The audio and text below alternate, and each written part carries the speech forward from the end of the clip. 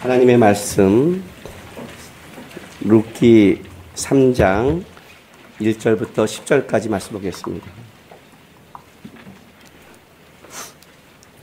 룻기 3장 1절부터 10절 우리 한 절씩 교독하겠습니다.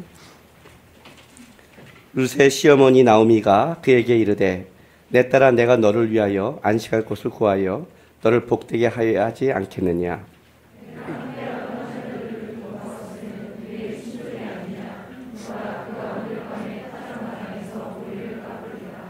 그런즉 너는 모욕하고 기름을 바르고 우복을 입고 다장마당에 내려가서 그 사람이 먹고 마시기를 다하기까지는 그에게 보이지 말고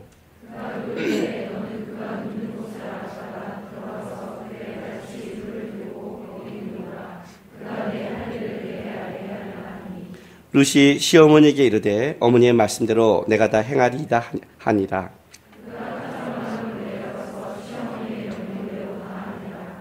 보아스가 먹고 마시고 마음이 즐거워 가서 꼭 식단 더미의 끝에 눕는지라. 룻이 가만히 가서 그의 발치 이불을 들고 거기 누웠더라.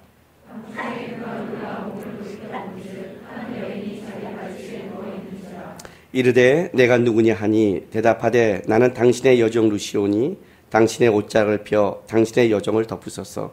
이는 당신이 기업을 물을 자가 됨이니이다 하니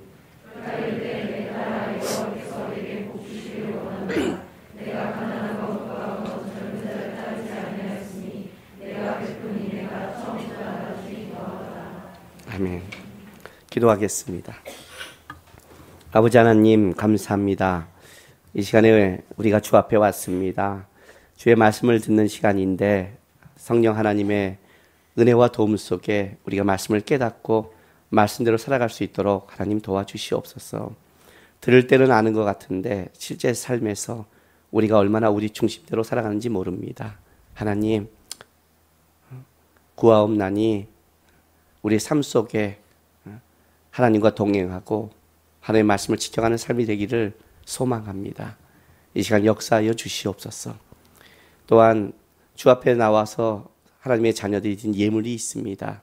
하나님 기쁘게 받아주시고 세상 속에 애쓰며 힘쓰며 살아가는 주의 자녀들인데 하나님 세상이 아니라 살아계신 하나님이 도와주셔서 영육간의 채움을 받고 하나님의 함께함을 고백하게 우리 성도의 삶 가운데도 주장하시고 함께하여 주옵소서.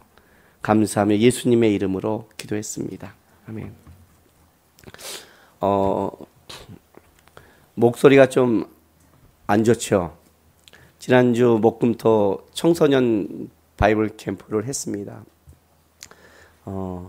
청소년 바이블 캠프가 가장 어려워요. 왜냐하면 그냥 집회가 아니라 이제 성경을 쭉 설명하는데 특히 이번에는 야곱, 이제 인생 야곱으로 했는데 중1부터 고3이 있어요. 이 갭은 굉장히 큰 차이예요. 지금 초딩을 뗀 지가 얼마 안 된 애들이잖아요. 근데 걔네가 와서 앉아 있는데 걔네한테 인생 야곱에 대해서, 인생에 대해서 설교하려고 하니까 참 어려운 거예요. 그잖아요. 생각이 없는 애들한테 인생을 얘기해야 되는데 이건 좀 청년 정도 되고 조금 더 지나야 되는 문제인데 참 어려웠어요. 근데 그래도 감사한 거는 어쨌든 아이들 가운데 은혜를 받고 아이들 가운데 그래도 열심히 있는 아이들이 있어서 저도 그랬는지 첫날 1시간 50분을 설교했고요. 둘째 날 2시간 10분을 설교했어요. 그 애들이 끔찍하겠죠? 어떤 아이들은 왜냐면 첫날 와서 이렇게 딱 프로그램을 봤는데 1시간 반 강의, 쉬었다가 1시간 반 강의, 끝나고 4시간 뭐 집회. 애들은 그걸 보면서 벌써 가슴이 턱 막혔을 거예요. 그 자체를 보고 턱 막혔어요. 근데 참 재밌는 게 뭐냐면 이거예요. 수련회를 하다 보면 이제 아이들이 와요. 선생님도 막 끌고 막 기도해 줘요. 그럼 아이들이 어쨌든 은혜를 받으면 아이들에게 이런 현상이 일어나요. 이제 은혜를 받으면 뭐냐면 하나님이 살아계셔, 하나님이 도와줄 거야. 이렇게 그러면 하나님을 딱 붙잡잖아요. 그럼 어떤 일이 벌어지냐면 공부를 안 해요. 여유가 생긴 거예요. 하나님이 하시지 뭐. 또 제가 하는 설교 중에 제가 고등학교를 하이 2%로 있다가 10년을 놀다가 넉 달 하나님의 은혜로 공부하고 대학 갔다 그러면 놀라운 사실은 그것만 또 기억을 해요. 김남국 목사님도 그렇게 했잖아요. 하나님이 역사하시잖아. 하위 2%도 역사하시잖아. 이래. 넉 달 만에 공부하면 어떤 부작용이 나온지는 전혀 생각을 안 하고, 이 덩어리가. 근데 그것도 안 들어. 부작용은 안 들어. 애들이 그냥 믿음이 생기면 하나님을 딱 보기 시작하면 뭐가 생기냐면요. 여유가 생기나 봐요. 그래서 가서 뭐 아주 여유로워요. 아주 여유롭게 지내요. 그러다가 이제 한두 달 지나면서 믿음이 이렇게 수련의 은혜가 떨어지기 시작하면서 현실이 보이는 거죠. 내신이 보이고, 등수가 보이며 현실이 앞에 오면 그때부터 어떻게 되냐면 애들이 줄 예외도 빼먹고 지극히 현실적인 사람으로 살아가기 시작해요. 그럼 막 그때 공부하는 거예요. 참 여러분의 삶과 똑같지 않으세요? 은혜를 받으면 놀랍게도 모든 걸 하나님께 다 떠넘겨버려요. 생각이 없어요. 그리고 그냥 아무렇게나 그냥 살아가는 것 같아요. 그러다가 벼랑과 현실의 눈이 딱 부닥치면 어떻게 돼요? 이런다고 삶이 돼? 이렇게 하면 안 되지. 그래서 그 다음에 오히려 더 무섭게 세상적인 사람으로 살아가요. 우리는 이거의 반복인 것 같아요. 이거의 반복인 거예요. 은혜를 받으면 왜 공부를 안 할까요? 은혜를 받으면 왜 정상적인 삶을 안 살아갈까요? 왜 정상적인 삶을 살아가면서 하나님은 안 배울까요? 왜 그런 줄 아세요, 여러분? 막연하게 살아가서 그래요. 신앙생활이 정확지가 않아요. 오늘 이 룻기를 한번 볼게요.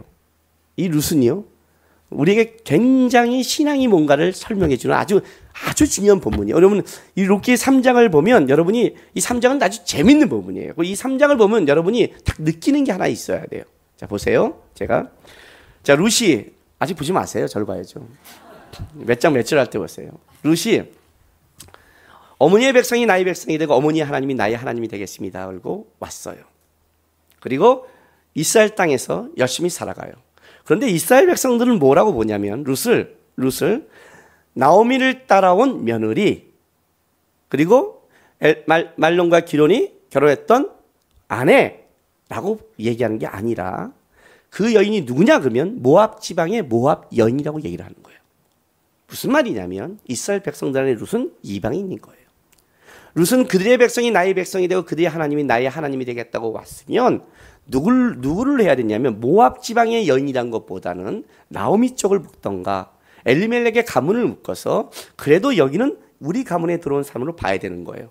그러나 이스라엘 백성은 그렇게 안 보는 거예요. 여전히 그는 모압 지방에서 온 모압 여인이라는 평가가 룻이 받은 평가예요. 그렇게 살아가는 거예요. 자기가 고백하고 자기가 마음먹은 대로 세상이 그렇게 움직여주지 않는 거예요. 세상은 여전히 다른 고백과 다른 관점으로 보고 있어요. 그래도 열심히 살아가요. 이삭 죽기를 하러 갔는데 보통 이삭 죽기는 소년들이 먼저 앞서가고 그 다음에 어떻게 돼요? 소년들이 묻고 그 다음에 가난한 자가 들어와야 되는데 자기는 지금 거둔 걸로 자기뿐만 아니라 나오미도 봉양해야 되고 열심히 살아가야 되는 처절한 현실이 있기 때문에 자기는 소녀들과 같이 가겠다고 진짜 손을 부르트도록 짖는 거예요. 누가 어떤 평가를 해도 상관없고 왕따를 받아도 상관이 없어요. 왜? 그만큼 삶이 절박했어요. 삶이.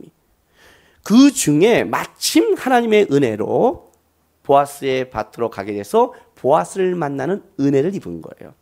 그래서 많은 양식을 갖지만 그 많은 양식이 여러분 뭐 저금하고 떼돈을 부린 게 아니죠. 그죠? 더 좀 먹을 날짜가 늘렸을 뿐이죠.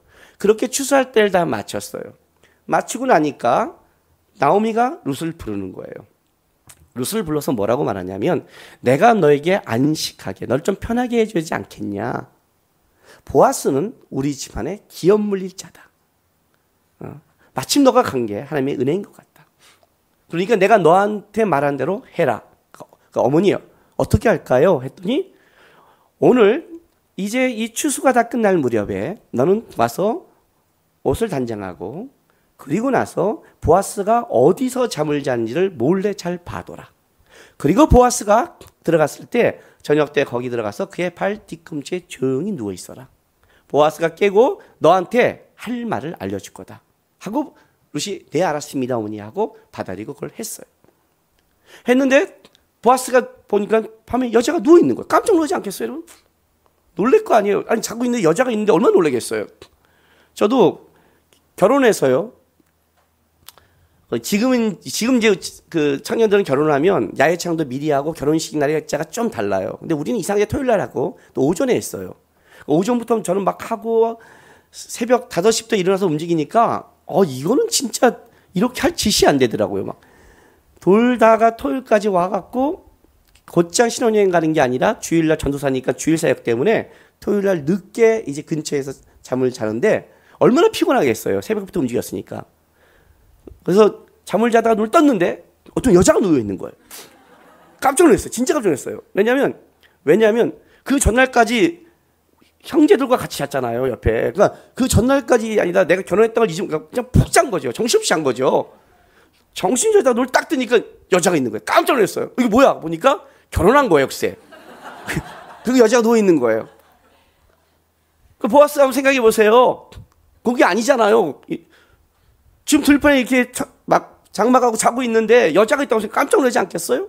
그랬더니 루시 뭐라고 말하냐면 그때 깜짝 놀라지 말라고 루시란 걸 자기 설명하고 왜 내가 누워있냐면 당신이 나의 기업물자가 되기 때문에 그렇습니다 하고 고백하니까 그때 보아스가 그 말을 알아듣고 이제 쉽게 말하면 이제부터 본격적인 기업물리기가 시작되는 거예요. 너가 그렇게 누워있으면 보아스가 어떻게 할지를 알려줄 거다. 그리고 그 뜻대로 된 거예요. 루시 나오미에게 순종하고 하나님께 순종하고 하나님 앞에 살아가서 보아스를 만나고 나서 보아스 중에 기업 물리가 시작되는 거예요. 순종이 얼마나 중요한지 아시겠어요? 순종을 통한 하나님의 역사예요. 그래서 순종함을 삶을 살아야 되는 거예요. 아멘? 다 이해되셨나요? 본문 말씀이 다 이해됐고 순종해야 되는 걸 이해됐고 이렇게 하면 하나님이 축복이 되는 걸 이해됐습니다. 그죠? 하나님 살아계신 거 믿죠? 아멘? 하나님 살아계시죠? 왜 이렇게 눈들이 의심이 가득 찬 눈초리로? 하나님 살아계시죠? 하나님 믿죠? 하나님께 순종하고 가는 자에게 하나님이 복 주심을 믿죠? 루처럼 순종하는 사람이 되시길 바랍니다. 그러면 기도하고 설교를 마치겠습니다. 뭐 더 이상 본문을 설명할 게 뭐가 있나요? 이렇게 순종하고 이렇게 살린다고 한다는데 더 이상 말하면 내가 쓰잘데기가 없는 말씀이 되잖아요. 그죠? 지난주부터 제가 여러분에게 계속 이런 말씀을 했습니다. 수련회 때 한 청년이 세월호 사건을 어떻게 봐야 되나요? 하는 질문을 통해 내가 여러분에게 대답한 게 기억나십니까? 세월호 사건뿐만 아니라 삼풍백화점은, 성수대교는, 유교의 전쟁은, 일제시대는 어떻게 이해를 해야 됩니까? 더 나아가서 예수님이 오셨을 때 지금도 항상 제가 이해하지 못하는 것. 왜 동방박사가 곧장 그냥 예수님 계신 걸로 인도에 가면 안 되는 거예요? 꼭 중간에 꼭 사라져서 꼭 헤롯 왕궁으로 동방박사를 끌고 가서 2살 이하의 아이들이 다 죽어야 되는 그게 있어야 되는 거예요, 여러분? 이해해요? 모세가 태어날 때 수많은 아이들이 나일강에 빠뜨린 걸 이해해요? 성경이 이해되십니까? 이 부분이 이해가 되십니까, 여러분? 은혜를 받으면 생각이 없어져요. 이게 어떻게 이해가 돼요? 자, 이 부분을 내가 다시 해드릴게요. 나오미가 어느 날 손을 부르던 룻을 불렀습니다. 룻에게 이렇게 얘기합니다. 너가 이렇게 고생하고 날 따라 날 봉행했으니 내가 너희를 안식시켜준 게 맞지 않겠냐. 보아스는 마침 우리 집안의 기업 물리자다. 마침 하나님이 너를 그로 인도해서 그를 만나게 한 건 하나님이 뜻인 것 같다. 그러니 오늘 내가 너에게 이렇게 명령한 걸 지켜라. 어떻게 해요, 어머니? 네가 옷을 깨끗이 단장하고 나서 보아스가 어디서 자는지를 잘 몰래 봐뒀다가 나중에 보아스가 잠이 들고 들어갔을 때 아무도 모르게 그 밑에 들어가서 발 밑에 살짝 누워 있어라. 그러면 보아스가 깨서 너한테 무슨 말을 했지 알려줄 거다. 그랬더니 룻이 이렇게 얘기하는 거예요. 어머니, 꼭 그렇게 해야 돼요? 뭐 이렇게 방법이 복잡해요? 그러다가 남들이 날 보면 나를 창년주 할 거 아니에요. 아니 밤중에 여자가 남자한테 쓱 들어가면 어머니 그걸 내가 오해해봤잖아요. 어머니 그냥 어머니가 좀 부르면 안 돼요? 보아스 친척 아니에요. 불러서 룻 알지? 너가 기업 물리자지? 어떻게 우리 기업 물을 물려주는데 네가 하면 안 되겠니? 기도해 좀 해봐. 하면 보아스가 기도하고 그리고 와서 하면 되잖아요.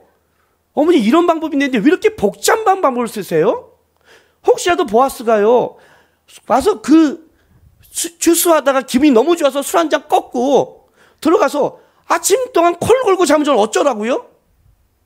그러다가 보아스가 깨기 전에 누가 봐서 도둑이야 그러면 전 도둑 멀리잖아요. 이거는 어머니 이 방법은 정상인 거 아닌 것 같아요. 이건 잘못하면 내가 오해를 받고 이렇게 하면 내가 나쁜 여자는 몰리는 것 같아요. 어머니께서 불러다가 기도하시고 마음 나누면 보아스가 기도하고 결정할 문제라고 저는 생각해요. 이거 아니에요? 아니에요 여러분? 꼭 이 방법을 써야 돼요? 이렇게 하면 안 되는 거예요? 내가 이해하지 못하는 게 이 부분이에요. 하나님의 말씀을 믿는데요. 하나님의 살아계심을 믿는데요. 성경을 믿는데요. 근데 왜 삶에서는 이대로 하면 안 믿는 거예요? A도가 똑같잖아요. 은혜 받으면 생각이 없어지고 떨어지면 다 지 생각만 하고 현실적이고 세상적으로 되는 사람. 똑같지 않아요? 여러분이 진짜 그렇게 할 것 같아요? 나는 성경을 보면서 많은 사람들이 이해를 못, 이걸 어떻게 이해를 해요? 꼭 이 방법을 써야 되는 거예요? 진짜 여러분 이 방법이 현명하다고 생각해요? 아니, 그 남자들이 타작하는 데 가서 옷 입고 꼭 다른 남자도 안 걸려야 돼. 이따가, 야, 룻, 너 왜 옷 입고 거기 있냐? 너 거기 왜 있냐? 그러면 털키고 그 넓은 들판을 찾아야 되고, 전기가 있어요? 뭐가 있어요? 깜깜한 그 되는데 그걸 찾아야 되며, 600만 불의 사나이야? 룻이 네 찾아야 돼? 어디서 먹는지, 어떻게 자는지, 어떤 상황이 일어나는지, 술을 먹고 자는지, 혼자 들어갈지, 같이 들어갈지, 남자 장막이 들어갈지, 수많은 상황이 있잖아요. 수많은 상황. 이 수많은 상황 속에 어떻게 나오미가 앉아서 그렇게 한 마디 쉽게 말할 수 있고 보내는 거예요. 룻의 입장에서 생각해 보세요. 도대체 어머니는 이제는 움직일 생각도 안 하세요, 어머니? 제가 와서 다 봉양해 줬더니 이제 아예 그냥 저한테 다 맡기는 거예요. 저만 그냥 옷 입고 다 해야 되는 거예요. 아니 불러다가 좀 얘기하면 되잖아요. 그것도 싫으세요. 이게 안 나올 말이라고 생각하세요, 여러분? 나는 이게 더 현실적으로 맞다고 생각을 해요. 현실적으로 우리 시대였다면 그렇게 하라고 그러면 어머니 저는 하라면 할 마음이 돼 있어요. 보아서 하라면 하면 돼 있어. 아시잖아요. 내가 쫓아와서 지금까지 봉양한 거. 그런데 어머니 어떤 상황이 되고 어떻게 어떤 상황이 벌쳐질 거기에 제가 여자 옷을 입고 몰래 가서 그렇게 있다가 깨지도 않은 이런 말도 안 되는 상황 속에 제가 있는 거는 이건 지혜로운 방법이 아닌 것 같아요. 어머니께서 보아스를 불러다가 얘기하시고 보아스가 기도하고 결정하면 제가 순종하면 되잖아요. 이 방법이 더 현명하지 않아요? 지금 생각을 하고 있어요?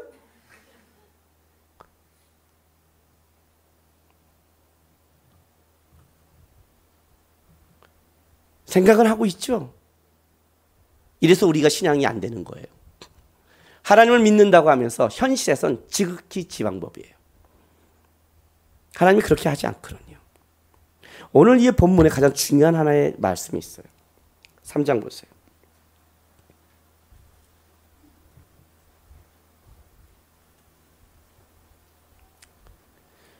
5절 6절 룻이 시어머니에게 이르되 어머니의 말씀대로 내가 다 행하리이다 하니라.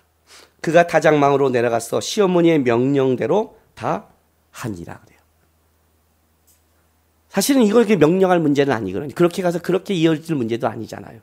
근데 뭐라고 룻이 그 말을 다 듣고 나서 어머니 말씀대로 내가 다 모든 것을 내가 행하겠습니다.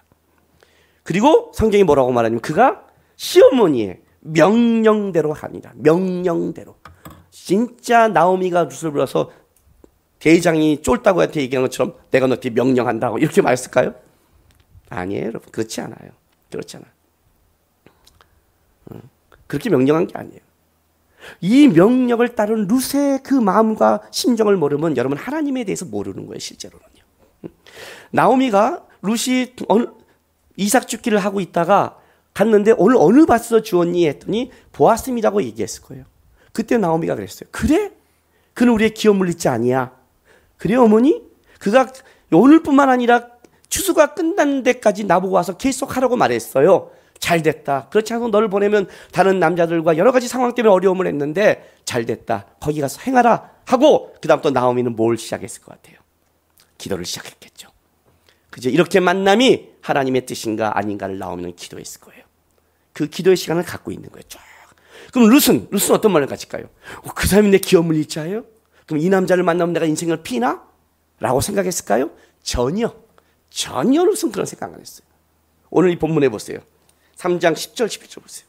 9절부터 9절 이르되 내가 누구냐 하니 대답하되 난 당신의 여종 루시오니 당신의 옷장을 펴 당신의 여종을 덮으소서 이는 당신이 기업 물을 자가 됨이니이다 하니 그가 이르되 내 딸아 여호와께서 내게 복 주시기를 원하노라 내가 가난하던 부하건 젊은 자를 따르지 아니하시며 내가 베푼 인애가 처음보다 나중에 더하도다 그리고 이제 내 딸아 두려워하지 말라 내가 내 말대로 내게 다 행하리라 내가 현숙한 여자인 줄을 나의 성읍 백성이 다 아느니라. 자, 뭐라고 말하냐면 이렇게 누워 있는데 보아스가 그걸 딱 본 거예요. 본 순간 보아스가 누구야? 그랬더니 룻이 여기서 말하는 이 종은 결혼을 할 수 있는 자격이 있는 종이에요.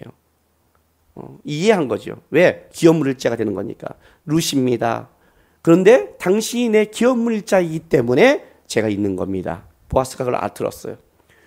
만약 이 말을 듣고 보아스가 놀랬대. 룻이었을 때 깜짝 놀랐을 때 만약에 룻이 그렇게 하나님만 바라보고 살지 않았고 이 말을 듣고 그래 저 사람이 내 기업 물리자라 이거지 저 사람을 만나면 다시 우리 가문이 이어지고 나도 인생 핀다 이거지 그러면 룻이 보아스를 어떻게 봤을까요?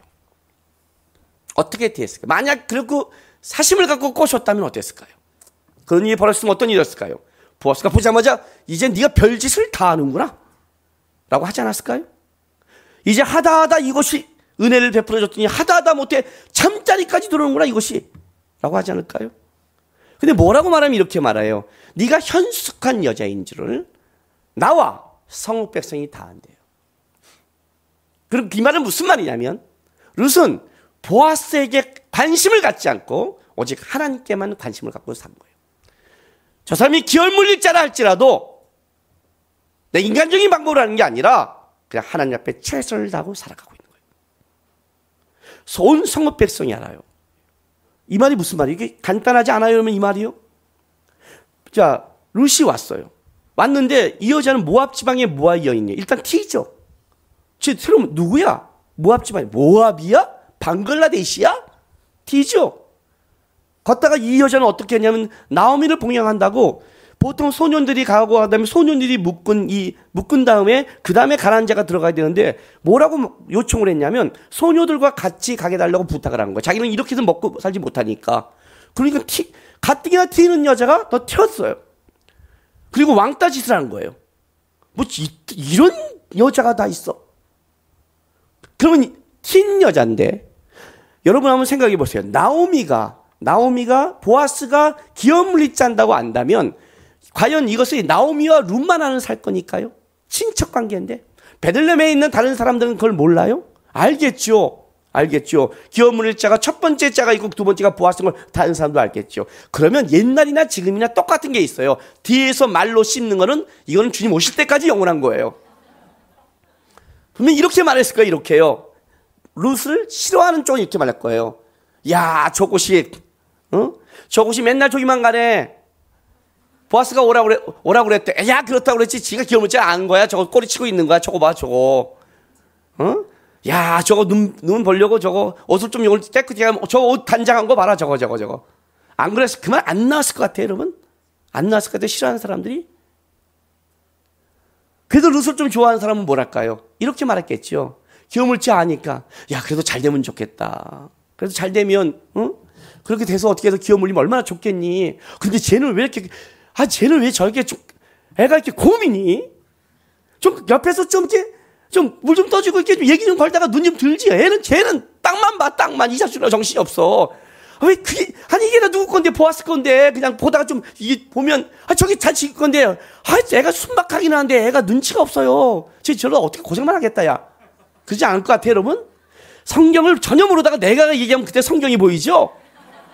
그죠? 이게 그렇게 많은 내용인지 모르겠죠? 그랬을 거 아니에요, 뻔하니. 달라질 거 아니에요.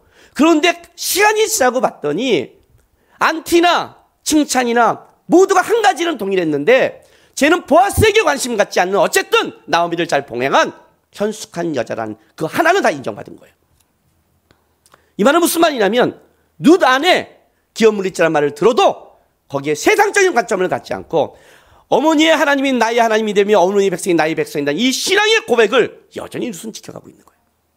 여전히 끝까지 지켜가는데 나오미가 기도하고 있는 거예요. 그 나오미가 불러서 말하는 거예요. 내가 너에게 안식을 줘야 되지 않느냐. 성경의 안식이란 말은 하나님이 주신 선물이에요. 그러니까 나오미는 기도하다가 이제 때가 됐다고 본 거예요. 그리고 이제 룻에게 얘기하는 거예요.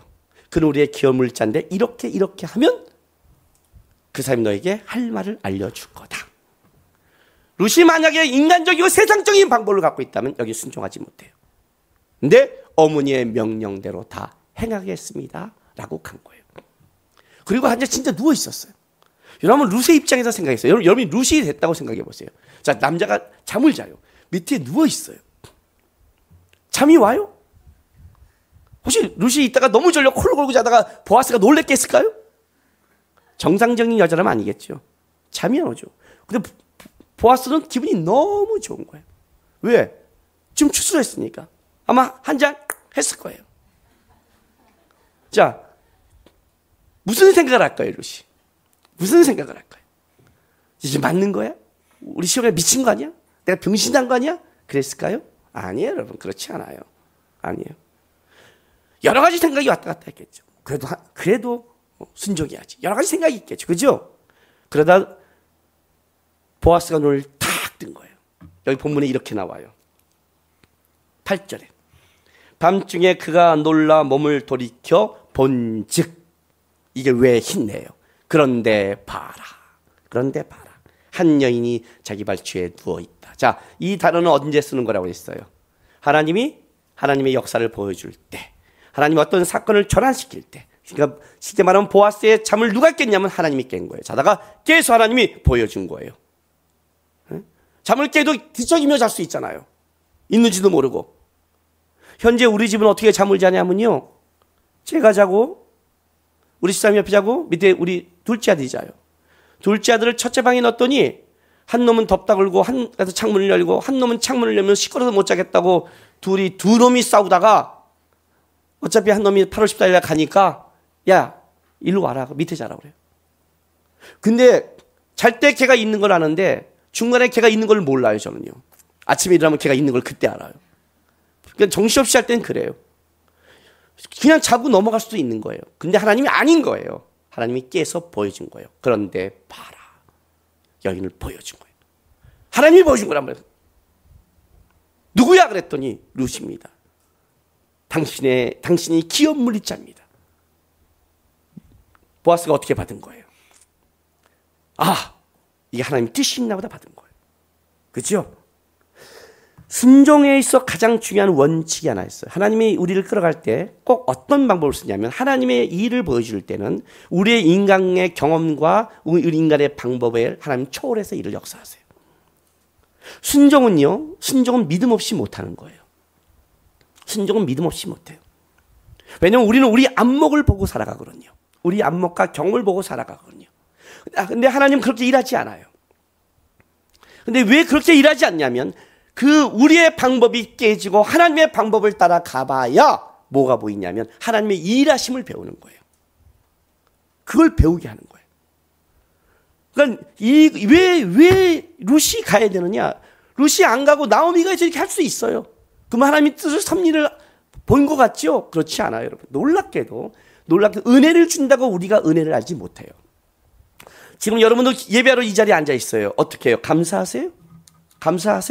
오늘 우리 찬양 중에 이 말 있죠. 주 은혜로 이곳에 서 있네. 주 은혜로 이곳에 서 있네. 주 은혜로 이곳에 온 걸 진짜 믿으세요? 주 은혜로 아침에 생명의 잠이 깬 걸 아세요? 아침에 잠을 깨니까 감사하고 주 은혜로 여기 온 걸 감사하세요? 근데 이 감사하는 데에 표정들이 다 왜 이렇게 살벌하세요? 예? 진짜 은혜를 주면 알아요? 진짜 하나님이 보호해 주면 알아요? 오늘 오다가 누가 칼을 딱 대고 죽이려고 쫓아왔는데 하나님으로 어떤 경찰이 보고 잡았어. 그럼 여러분이 이렇게 고백할 거예요. 그때 마침 경찰을 보내줬어요 라고 할 거예요. 그런데 어떤 놈이 죽이려 오는데 하나님이 아예 그놈을 오다가 다리 탁 걸려갖고 꽉 넘어져갖고 다리 찢겨갖고 나는 알지도 못하고 왔어. 그럼 여러분은 뭐예요? 그렇게 역사하면 어떻게 돼요? 자기는 아무렇지도 않게 인생 따분하고 심심해. 즐겁고 잼날 없을까?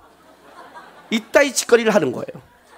왜? 칼든 강도도 몇 명씩 쫓아다녀서 아주 인생이 심심하지 않게 하나님이 해줘야 깨어있는 신앙 되시겠어요? 진짜 아니냐고요, 여러분. 아니에요. 그렇게 모르는 거예요. 룻이 순종하고 갔더니 보아스가 보이고 하는 말을 통해서 하나님이 하시는 일을 누가 덕을 보냐면 룻이 보는 거예요. 왜 하나님이 그런 방법을 쓰냐면 너의 방법을 넘어 일하는 크신 하나님을 알려주기 위해서 하는 거고, 그 방법을 따라가면 우리가 뭘 배우냐면 크신 하나님의 일하시는 그 하나님을 보는 거예요.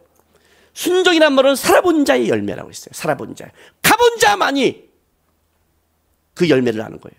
열매, 그러니까 우리는 이렇게 생각하죠. 사업 잘 됐다, 뭐 잘 됐다, 공부했다, 순종했더니 뭐 누굴 만났다. 그걸 말하는 게 아니에요.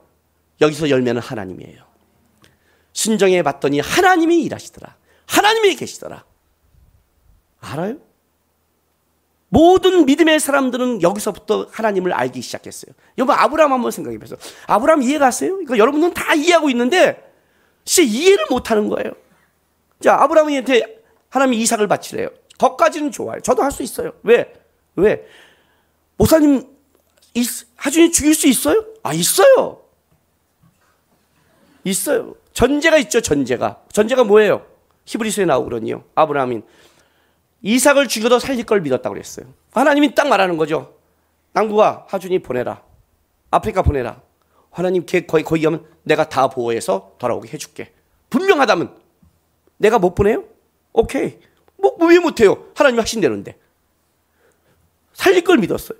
근데 문제는 이거예요. 저 같으면 바치게요. 하나님 어떻게 할까요? 모레아산으로 3일 가라. 하나님 거기를 왜 가요? 3일 길을. 나 등산 싫어하는 거 알잖아요. 이삭을 바치라는 거예요? 절 시험하는 거예요. 문 앞에서 해요. 그냥 내일 아침에 잡을게요. 땡 앞에서 가야 돼요. 꼭 얘랑. 그리고 올라가야 돼요. 하나님 좀 한대니까 하나님 문 앞에서 하자. 빨리 끝내자. 안 그럴 것 같아요, 여러분?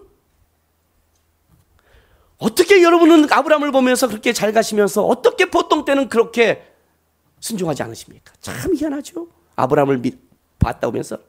더 기가 막힌 거 하나 보여드릴까요? 사무엘하 23장.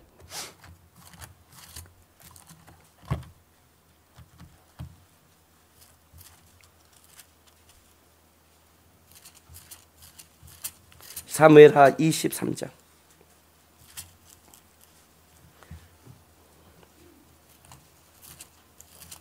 13절부터 17절. 여러분의 이제 성경에 그 사무엘하 23장 그 8절 바로 위에 보면 이런 조그만 소제목이 있을 거예요. 다윗의 용사들. 라고 써 있죠. 이 다윗의 용사들 중에 요게 이제 8절부터 39절 끝까지 가요. 그 맨 마지막에 나온 자가 뭐냐면 햇사람 우리야예요. 그래서 총 37명의 다윗의 용사가 나오는데 8절부터 12절까지가 누가 나오냐면 다윗의 용사 중에 최고의 용사 3명이 나와요. 세 용사. 다윗의 가장 강한 세 용사가 나와요. 봐요. 8절 하나만 읽어봐요. 어느 정도 이 사람이 용사인지. 다윗의 용사들의 이름은 이러하니라. 다그만 사람 요셉 바세벳이라고도 하고 에센 사람 아디노라고 하는 자는 군 지휘관의 두목이라. 그가 단번에 800명을 쳐 죽였더라. 야, 단번에 800명. 이거는 삼손 이후의 최고죠. 삼손이 나귀떼로 1000명을 죽였잖아요. 얼마나 막강한 자인 줄 아시겠어요? 이 정도의 용사예요. 그런데 이 세 용사가 있는데 이 세 용사가 한 일을 이렇게 말해요. 13절부터 보세요. 또 삼식두목 중 세 사람이 곡식 뺄 때 아둘람 굴에 내려가 다윗에게 나갔는데 때에 블레셋 사람의 한 무리가 르바림 골짜기에 친쳤더라. 그때 다윗은 산성에 있고 그때 블레셋 사람의 요새는 베들레헴에 있는지라. 다윗이 소원하여 이르되 베들레헴 성문 곁 우물물을 누가 내게 마시게 할까 하며 세 용사가 블레셋 사람의 진영에 돌파하고 지나가서 베들레헴 성문 곁 우물물을 길어 가지고 다윗에게로 왔으나 다윗이 마시기를 기뻐하지 아니하고 그 물을 여호와께 부어드리며 이르되 여호와여 내가 나를 위하여 결단과 이런 일을 하지 아니하리이다. 이는 목숨을 걸고 갔던 사람들의 피가 아니니까 하고 마시기를 즐겨하지 아니하리라. 세 용사가 이런 일을 행하였더라. 여러분 이거 이해가 가세요? 이거 미친 짓 아니에요? 베들레헴에 블레셋이 있고요. 맞은편에 이제 다윗의 군대가 있는 거예요. 다윗이 딱 베들레헴을 보는데 베들레헴은 어디예요? 다윗의 고향이잖아이. 다윗이 자기 고향이란 말이에요. 자기 고향에서 먹었던 물과 이렇게 생각이 났겠죠. 그리고 이제 그러면서 그냥 자기 성운에서 그냥 자기 고향이니까, 그리고 적진에 있는 게 안타까우니까 저기에 있는 물을 먹으면 얼마나 좋을까 했더니 배란간 스름이 뛰어간 거예요. 그냥 칼 들고 왁 나간 거예요. 그러니 물 떠와서 갖다 준 거예요. 다윗이 분명히 잘못한 거예요. 이건요. 다윗도 알았어요. 그래서 그 물을 먹지 않는 거예요. 부하의 생명을 걸는 이거에 대해서 다윗이 알고 하나님께 드린 거예요. 왜냐하면 갖다 살려온 게 뭐죠? 하나님이 살려준 거니까. 그래서 이걸 하나님께 돌린 거예요. 그 물을. 하나님, 내가 그 다시는 이런 짓을 안 하겠습니다. 이 얘기를 한 거예요. 예? 제가 방에 딱 있다가 주문진에 있는 보헤미안 커피를 먹으면 얼마나 좋을까 했더니 황시호 목사 사라진 거야. 그랬다가 황시호 목사 어디 있어? 그랬더니 차 갖고 지금 나갔는데 어디? 강원도에. 왜 가게? 보헤미안 커피 사러요. 그럼 여러분 황시호 목사를 뭐라 그럴 것 같아요? 이야, 김남원 목사님이 하나님이에요? 미쳤어요 목사님? 정상이 아니구나, 정상이. 물론 우리 황 목사도 안 그럴 줄 내가 알지만 여러분 이게 말이 돼요? 세형사가 이런 거 이거 말이 안 되는 거예요. 네?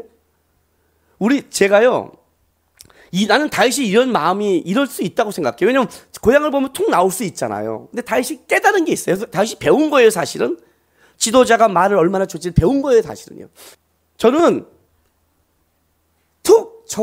베들레헴의 저물이 먹고 싶으면 그 말 한마디에 다윗도 이렇게 충성도 부하들이 뛰어나갈 줄은 상상을 못했을 거예요. 그죠? 상상을 못했어요. 그리고 다윗이 잘못했고 다윗은 돌아갈 때 후회했고 하나님께 드렸어요. 방법이 잘못됐죠. 그런데 성경은 이 문제를 다윗의 잘못이란 걸로 얘기하고 싶은 게 아니라 이 세 용사가 얼마나 충성스러운 사람이었다는 걸 증명할 때 이 본문을 끄집어내는 것을 기억하셔야 돼요. 이 본문을 세 용사의 충성스러움의 대표작이에요. 다윗한테 대왕마마, 아니 꼭 물을 먹어도 수많은 문제 저물을 먹어야겠어요? 저게 뭐 건강수예요? 따질 수 있지 않을까요? 너 갔다 오란 말도 없어요. 무슨 말이에요 이 말이에요? 충성하는 자의 모습이 어떤 게 있냐면 자기의 준 자리에서 자기의 준 위치에 자기의 세는 권위자 앞에 어떻게 살아야 되는 걸 보여주는 거예요. 이렇게 말하면 여러분 이제 이렇게 말할 수 있어요. 그 목사님이 하라는 대로 다 하라고요. 그게 죄성이에요. 하나님이 그 말을 하는 게 아니에요. 그건 하나님을 무시하는 거예요. 이해가 되세요? 하나님을 무시하는 거예요. 그건요. 그런 식으로 가지 마세요. 여러분의 일은 여러분이 하는 거예요. 다윗의 역할은 다윗이 하는 거예요. 여기에 다윗의 아름다움이 있는 거예요. 다윗이 그걸 자기의 방법을 후회했고 그걸 하나님께 드린 건 다윗이 할 일이에요. 그러나 세 용사가 할 일이 뭔가를 설명해 주는 거예요. 이 본문을 갖고 여러분 이해할 수 있겠어요? 여러분 이 자리에서 여러분 충성스러울 수 있겠어요? 안 되죠? 놀랍지 않아요? 가끔 하나님이 말도 안 되게 끌어가는 걸 어떻게 받아들이실래요? 이스라엘 백성을 그래서 구원할 때 홍해로 끌고 가는 거예요. 어디에요? 막힌 홍해를 끌고 가요. 길이 없잖아요. 무슨 길을 이따위로 인도하세요? 이게 그들의 원망이었어요. 근데 하나님이 길을 내버리죠? 하나님이 왜 가끔 우리를 이해하지 못하게 끌어가냐면 이거예요. 이러면 죽잖아요. 그런데 그 죽고 사는 게 누구 손에 있냐는 거예요. 하나님 손에 있다는 거죠. 그러니까 충성이라는 것은 근본적으로 하나님이라는 분을 놓치면 할 수 없는 거예요. 하나님이 보여야 돼. 하나님. 내 길 속에 이해하지 못한 것을 끌어가시는 하나님을 발견해야 되는 거예요. 하나님이 이걸 책임져 줄 거야. 하나님이 끌어갈 거야. 하나님이 만들 거야는 하나님이 보여야만이 할 수 있는 건데 하나님을 놓치면 뭐가 나오냐면 자기 방법이 나오는 거예요. 근데 하나님은 이 방법을 우리에게 꼭 써요. 왜 그런 줄 아세요? 충성은요, 순종이라는 것은 믿음의 한 덕목이 아니에요. 척도예요. 척도. 하나님이 저 사람의 믿음을 제일 딱 재고 싶을 때 되는 게 그 사람의 순종함이에요. 충성과 순종의 뒷면은 뭐가 있냐면 믿음이라는 게 나타나요. 믿음만큼 충성하고 믿음만큼 순종하는 거예요. 그건 하나님을 향한 믿음이에요. 하나님이 하신다는 걸 바라보기 때문에 나오는 거예요. 실제로는요. 그게 안 보이면 어떻게 돼요? 자기 방법이 앞서가게 돼 있는 거예요. 자기 방법이 앞서가는 거예요. 그래서 신앙의 싸움은 어떤 싸움이 있냐면 다 마인드의 싸움이에요. 신앙은 마인드의 싸움이에요. 하나님이 우리에게 마인드의 싸움을 해요. 여러분 지금 일주일 동안 살다 오면 사실 이렇게 와야 돼요. 여러분 초죽음이 돼서 와야 되는 거예요. 일주일 동안 여러분 하나님 말씀을 붙잡는 게 얼마나 어려운 줄 아세요? 여러분 하나님 살아계신다고 그랬죠. 믿는다고 그랬죠. 하나님의 말씀이 생명력인 걸 믿죠. 그죠?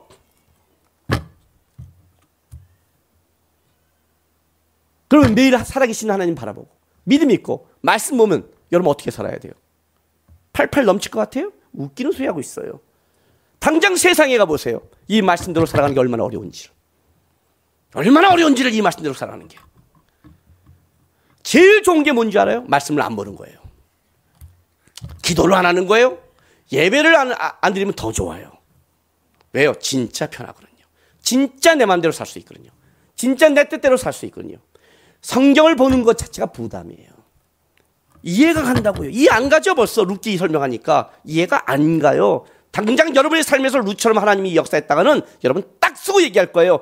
이건 무식한 방법이라고 당장 여러분의 방법론을 제시할 거예요. 내가 저기 물이 먹고 싶은데 그러면 뒤에 가서 욕할 거예요. 목사님 왜 하필이면 저 물을 먹고 싶대?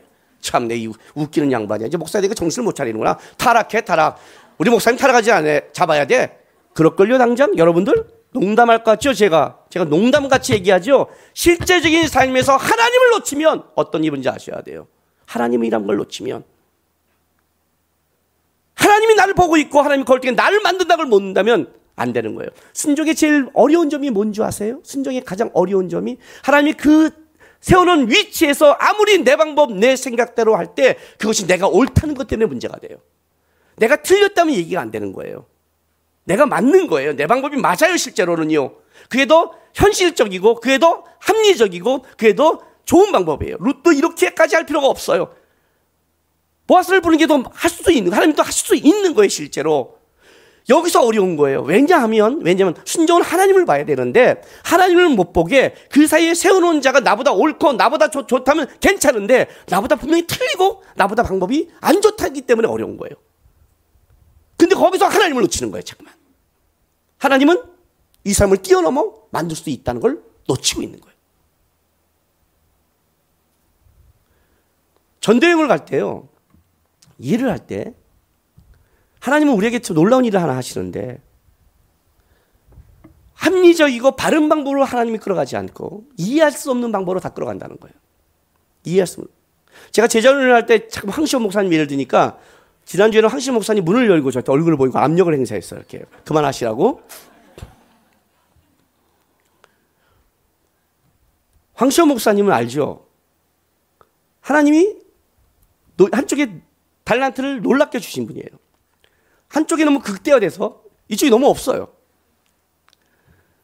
전도여행 가면 알잖아요. 황시현 목사님과 같이 전도여행을 가면 절대로 프로그램대로 되지 않는다.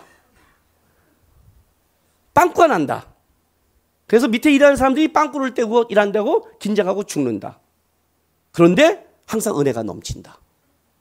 왜 그럴까요? 왜 황시현 목사님은 은혜가 넘칠까요? 여러분 모르죠? 여러분 황시현 목사님은 따뜻하잖아요. 인간적이잖아요. 관계적이잖아요. 웃기는 소리 하지 마세요. 그것 때문에 넘치는 게 아니에요. 그것 때문에 넘치는 게 아니에요, 여러분. 놀라운 게 뭐냐면 황시현 목사님과 같이 가면 하나님이 일하는 게 드러나요. 이 말 이해하세요? 자기가 준비한 게 다 깨지고 하나님만 의지하게 되고 황시현 목사님과 같이 가면 모든 사람이 많은 기도를 하게 돼요. 그리고 하나님을 배워요. 여러분 내가 지금 황시현 목사 욕하는 것 같죠? 리더가 제일 두려운 게 뭔지 아세요? 팀을 끌고 갈 때 빵과 빵빵빵 나고 팀을 끌고 갈 때 문제가 터졌을 때 보통 리더는 자기 신경질과 자기 예민성에 다 빠져서 그걸 처리하다가 인생을 망쳐요. 황시현 목사는요. 그의 물론 예민하지 않은 담대함이 있지만 성격적으로 타고났지만 거기에 예민함에 무너지지 않고 그때 기도할 줄 알고 그때 끌어갈 줄 알기 때문에 내가 보내는 거예요. 이해가 되세요? 신앙생활이라는 게 여러분의 머릿속에 있는 게 아니에요. 마인드의 싸움이에요. 마인드의 싸움은 뭔지 알아요? 주권의 싸움이라 결론은 그렇게 가는 거예요. 하나님의 살아계심을 믿고 있느냐? 하나님이 저 사람을 뛰어넘은 역사를 믿고 있느냐? 그럼 무조건 해야 돼요? 그렇지 않죠. 항상 말했잖아요. 죄를 강요할 때는 피하라고 그랬잖아요. 다윗도 사울을 피해갔잖아요. 그냥 죄를 강요할 때는 피해라. 죄를 강요할 때는. 그러나 일하는 방법에 문제 있을 때는 기도하고 조심할 줄 알아라. 그 얘기를 하는 거예요. 지금 이 얘기를 하는 거예요. 하나님이 우리가 그것이 하나님이 어떤 때는 말도 안 되는 방법으로 우리를 몰아갈 때가 있는 거예요. 말도 안 되는 방법으로 몰아가세요. 말도 안 되는 일을 해요. 그런데 거기서 하나님이 일을 하시는 거예요. 거기서 우리를 만드는 거예요. 그걸 지나가 봤더니 하나님이 일했다는 고백을 하는 거예요. 그래서 순종은 가봐야 하는 거예요. 모래산 꼭대기까지 오다가 칼 들고 이삭 잡으려고 거기까지 갔다가 하나님 진짜 잡으라고요? 이 정도 했으면 된 거 아니에요? 하고 내려오면 그건 똑같은 거예요. 하나님이 가라는 데까지 가봐야, 그 삶을 살아봐야 거기서 하나님이 어떤 일을 하시는가를 보게 되는 게 바로 순종이라는 거예요. 오늘 룻의 가장 아름다움이 뭔지 아세요? 룻은 시작부터 끝까지 하나님 바라보면서 그는 그 삶을 원망도 안 하고 다른 것도 안 바라보고 그 삶을 치열하게 살아가고 있는 거예요. 보아스한테 눈도 안 돌리고 하나님이 자기를 보고 거기서 그 일을 하고 있는 거예요. 나오미가 그 얘기했을 때 그 방법을 받아들이고 거기에 순종하고 나가는 거예요. 순종하고 남으로 보아스가 룻이 뭘 봤냐면 보아스를 통해서 보게 하시고 일하시는 하나님의 방법을 룻이 배우기 시작했어요. 룻이 배우는 거예요.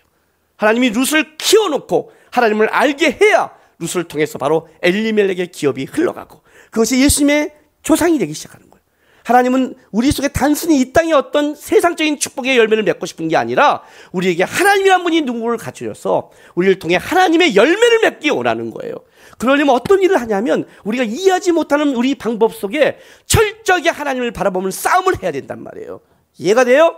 어떤 걸 결정할 때 내 생각과 내 마음이 앞서면 일주일 이상 기도하지 않으면 말도 하지 마세요. 내가 우리 성도들 누구 충고할 때도 일주일 이상 기도를 해요. 알아요? 그렇게 할지 몰랐죠? 제가 얼마나 센 사람이에요. 내가 얼마나 급한 사람이에요. 그래도 기도하는 거예요. 어느 날 기도하다가 우리 사람이 이런 말을 해요. 저한테요. 여보, 당신 감정이 살아있는 것 같아. 그 말 들으면 그 앞에서는 그럼 이게 화날 문제지. 이게 그럼 살아있지만 내가 하나님 기도하고 있어. 걱정하지 마. 거기든 자존심을 탁 부리고 나오지만 그 말을 들으면 절대로 성도를 부르지 않아요. 다시 기도에 들어가야 돼요. 기도하고 나는 감정이 없다고 생각한다 할지라도 감정이 있을 수 있어요. 이게 인간이에요. 그러나 내가 실수할 수 있지 모르지만 그러나 내가 하나님 앞에 할 수 있는 데까지는 하나님을 바라봐야 되는 싸움을 해야 돼요. 하나님을 바라보는 싸움. 어떤 걸 결정할 때 금식하며 하나님을 좀 쫓는 싸움. 내 안목을 쫓지 않는 싸움. 그 싸움이 해야 하나님을 배우는 거예요. 순종이라는 걸 통하지 않고서는 하나님을 못 배우게 돼 있다는 걸 아셔야 돼요. 이게 룻의 아름다움이에요. 그냥 하나님의 기업을 이룬 자가 아니라 룻은 그래서 사사시대와 대비되는 거예요. 각자 자기 소견에 옳은 대로 살아가던 그 시대 속에 바보스럽고 병신스러울 만큼 모압이 여기 있는데 순종하고 따라가고 한 이 여인을 통해 하나님이 예수님의 조상으로 만들어가는 사사기와 대비시켜 놓는 거예요. 자기 소견과 바보스러운 모압 여인 룻과. 여러분은 어디를 가시기 원하십니까? 어디를 가기 원하십니까? 순종하십시오, 여러분. 하나님께 하십시오. 말씀을 볼 때 그냥 믿음으로 보지 마십시오. 말씀을 볼 때 이 한 절이라도 내가 살려는 마음으로 여러분이 붙잡고 싸운다면 순종을 배울 겁니다. 알아요? 내 마인드와 내 생각대로 툭툭 하지 말고 기분 나쁘다고 예배 빠지지 툭툭 하지 말고 하나님의 말씀과 삶의 문제가 걸렸을 때 내가 원하는 것과 하나님의 뜻이 상충되었을 때 또 하나님이 내 원하는 삶을 그렇게 살지 못하고 꺾였을 때 감정대로 가지 말고 하나님 앞에 무릎 꿇고 하나님 바라보고 하나님 붙잡고 하나님의 방법을 쫓아가면서 살아간 자의 열매, 살아가는 길, 하나님이 원할 때까지 순종의 삶을 살아가서 그리고 그 끝에 일하시는 하나님의 역사를 보시기를 주님의 이름으로 부탁합니다. 기도합시다.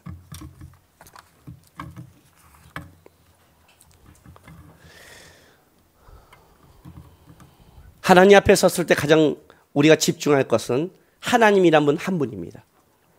아까도 말했지만 하나님, 저 사람이 틀렸잖아요. 저 사람의 문제는 하나님께 맡기십시오. 하나님은 다른 사람의 다른 환경의 문제가 아니라 여전히 그곳에 있어서 너가 나를 바라보고 있고 너가 나를 따라오고 있고 너가 내가 원하는 수준까지 가고 있느냐에 그걸 물으십니다. 하나님, 하나님께 순종하고 하나님 쫓는 삶을 살겠습니다.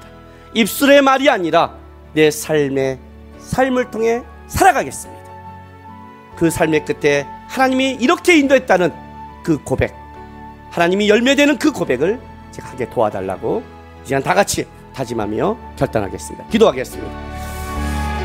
거룩하신 아버지 하나님 감사합니다. 오늘도 하나님 앞에 우리가 설 수 있어서 감사합니다. 아버지 하나님, 우리의 생각, 우리의 지혜, 우리의 방법 안에 우리의 인생길이 없음을 입술로는 고백하면서 우리가 결정적일 때는 우리의 안목을 얼마나 따라간지 모릅니다. 하나님, 내 몸을 쳐서 진짜 복종시키게 기도하고 진짜 주의 말씀을 한절히 하고 살려고 노력하고 하나님 앞에 예배했을 때는 하나님을 붙잡으려고 애쓰는 예배가 될 수 있도록 하나님 도와주시옵소서. 막연한 신앙을 살지 않게 하시고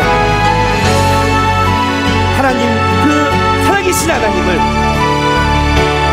내 인생 전체를 통해 배워갈 수 있도록 어떻게 내 한계를 뛰어넘고 어떻게 내 안목을 넘어서는지 어떻게 인생을 만들어 가시는지 하나님 쫓아가면서 배워서 루처럼 하나님의 이야기에 있고 하나님의 일하심을 드러낼 수 있는 인생이 될 수 있도록 아버지 하나님 도와주시고 함께하여 주십시오. 아버지 하나님 감사합니다. 하나님, 우리가 이 땅에서 축복이 얼마나 잘 먹고 잘 살고 가졌냐가 아니라 주님 만날 때 얼마나 주님을 깊이 배웠고 우리 인생 전체가 주님을 얼마나 따라왔고 얼마나 순종했는가가 우리의 열매인 줄 알고 있습니다. 그러나 주의 앞에 순종한다는 것이 쉽지 않음을 압니다. 항상 하나님은 우리보다 크고 넓으신 분이기 때문에 하나님, 우리가 이 길 가는 것이 굉장히 두렵고 떨립니다. 하나님 보게 도와주시고 하나님 놓치지 않게 인도해 주시고 우리 성도의 삶이 하나님과 함께하고 하나님의 일하심을 볼 수 있는 삶이 되게 도와주십시오. 가다가 두려울 때 돌아서지 말고 내 방법대로 가지 말고 기도하고 하나님 붙잡아서 거기서 또 주님의 일하심과 크심을 볼 수 있는 우리 성도들 되게 인도하여 주옵소서. 삶으로 돌아갑니다. 6일 동안 세상으로 갑니다. 치열하게 생각하고 치열하게 살아갈 것입니다. 하나님, 말씀대로 살기 쉽지 않음을 압니다. 그때 이해하지 못할 때 하나님 붙잡고 하나님 바라보면서 하나님을 배워가는 인생이 될 수 있도록 자녀들의 삶을 지켜주시고 인도하여 주시옵소서. 감사하며 예수님의 이름으로 기도했습니다.